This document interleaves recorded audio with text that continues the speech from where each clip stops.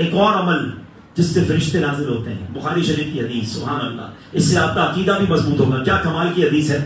حضرت ابو ہریرہ رضی اللہ عنہ فرماتے ہیں کہ مجھے مسلمانوں کے گوڈاؤن کا، جہاں پر غلہ وغیرہ جمع ہوتا تھا، اس کا کیئر ٹیکر بنا دیا گیا کہ تم نے حساب کتاب رکھنا ہے، سنبھالنا ہے.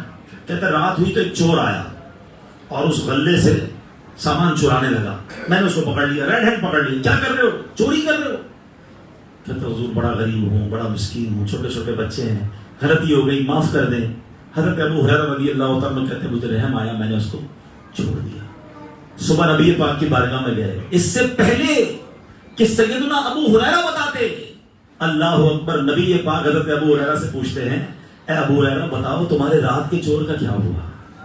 بخاری کی حدیث سنا رہا ہوں آپ کو. سنو میرے آقا کو اللہ نے کیسا علم غیب دیا تھا. حضرت ابو ہریرہ نے نہیں بتایا، سرکار علیہ الصلوۃ والسلام پوچھ رہے ہیں اے ابو ہریرہ بتاؤ تمہارے رات کے چور کا کیا ہوا. کہ حضور آیا تو تھا، بڑا مسکین تھا، رونے لگا، مجھے رحم آیا، میں نے چھوڑ دیا. آقا نے فرمایا اے ابو ہریرہ وہ جھوٹا ہے، وہ پھر آئے گا. اچھا حضرت ابو ہریرہ کہتے ہیں نبی پاک نے کہا ہے بالکل آئے گا. آپ الرٹ ہو کے بیٹھ گئے، کانشیس. پھر آیا، آپ نے پھر پکڑ لیا. کل تو مجھے کہہ کر گئے تھے معاف کر دو، آئندہ نہیں کروں گا. پھر آ گئے، پھر رونے لگ گیا. کہتا معاف کر دیں، چھوٹے چھوٹے بچے ہیں، غریب ہیں، غلطی ہو گئی، اب نہیں کروں گا، پکی بات. چھوڑ دیا.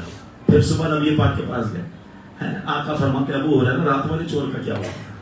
کہتے حضور آیا تھا، میں نے چھوڑ دیا. فرمایا ابو ہریرہ جھوٹا ہے، پھر آئے گا. اب سنو، میں آپ کو بخاری کی حدیث سنا رہا ہوں. جو ہو چکا ہے، جو ہوگا حضور جانتے ہیں. اللہ نے اپنے حبیب کو یہ کمال عطا فرمایا. رب کی عطا سے اللہ نے انہیں علم غیب دیا. تیسری رات آئی. سیدنا ابو ہریرہ کہتے ہیں جب نبی پاک نے فرمایا تو آنا ہی آنا ہے، میں پھر تیار تھا. اب میں نے اسے پکڑ لیا، کہا اب نہیں چھوڑوں گا. تو ہر روز جھوٹ بولتا ہے، روز جھوٹا وعدہ کرتا ہے، پھر آ جاتا ہے. اللہ اکبر. اب وہ بندہ کہتا ہے حضور مجھے چھوڑ دیں، اب میں نہیں آؤں گا بس، لیکن میں آج آپ کو ایک بات سکھا دیتا ہوں. آپ مجھے چھوڑ دیں، اس کے بدلے میں آپ کو ایک بہت اچھی بات بتاتا ہوں. آپ نے فرمایا بات کون سی ہے. کہا کہ جب آپ بستر پر سونے جائیں تو آیت الکرسی پڑھ لیا کریں. اس کی وجہ سے صبح تک اللہ کی طرف سے آپ پر ایک فرشتہ نگران رہے گا اور شیطان آپ کے قریب بھی نہیں آ سکے گا. حضرت ابو ہریرہ کو بات بڑی اچھی لگی، آپ نے چھوڑ دیا. صبح نبی پاک کے پاس گئے. آقا نے پوچھا ابو ہریرہ کیا ہوا. حضور پھر آیا تھا، چھوڑ دیا. ہاں لیکن اس نے مجھے ایک بات بتائی ہے. اب سنو جو نبی پاک نے جملہ فرمایا، دیٹس اے بیوٹیفل ورڈز. آقا فرماتے ابو ہریرہ جانتے ہو جو 3 دن سے تمہارے پاس آ رہا تھا وہ کون تھا. اے ابو ہریرہ تو کہ خبر ہے کہ خبر ہے کہ تیرے راتے سے آئیں اور کیر اچھی دیو. حضور آئے بتا رہو کیر وہ. آقا نے فرمایا ابو ہریرہ وہ شیطان تھا.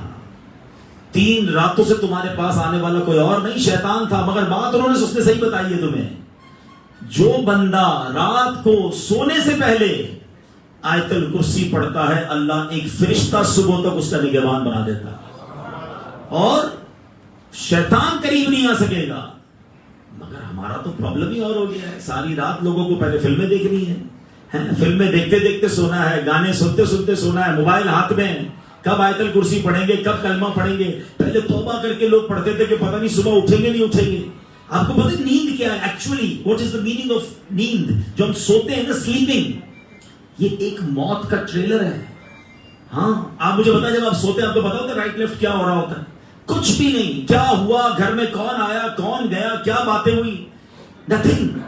انسان ایکچولی روزانہ جب سوتا ہے نا تو موت کے قریب ہو کر آتا ہے. جن کو سونے کی دعا یاد ہے ان کو کیا دعا ہے، اللہم باسمک اموت و احیا. اس کے معنی کیا ہے، اللہ کے نام سے کہ جو موت اور حیات جس نے پیدا کی ہے، جو موت اور حیات کا مالک ہے.